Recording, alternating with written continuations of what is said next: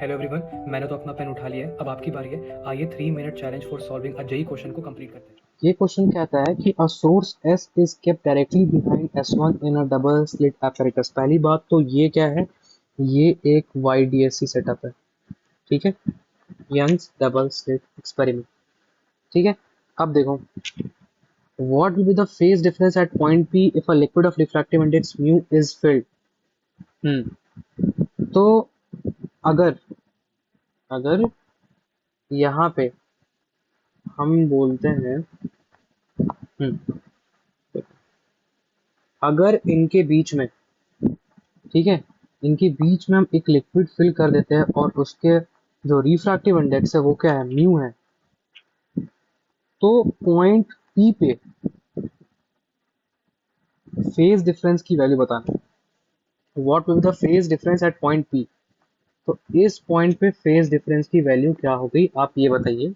अगर liquid of refractive index mu is filled, ठीक है।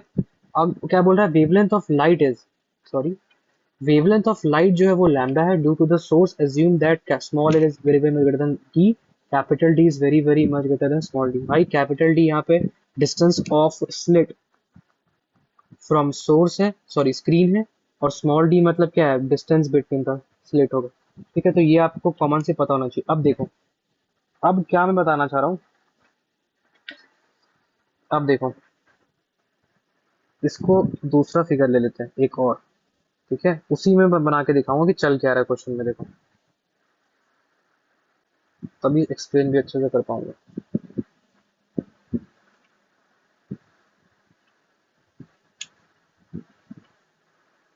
अच्छा, उसमें जो मैंने आपको बोला ना कि मैं आपको ये बताया ना कि देखो, पॉइंट पी पे क्या करना है, पॉइंट पी पे हमको फेज डिफरेंस निकालना है। ठीक है, तो पॉइंट पी पे फेज डिफरेंस तब निकालना है जब म्यू इंट्रोड्यूस हुआ, ठीक है, between the screen and the slit. अभी जो म्यू आया ना वो स्लिट और स्क्रीन के बीच में है, स्क्रीन एंड द स्लिट।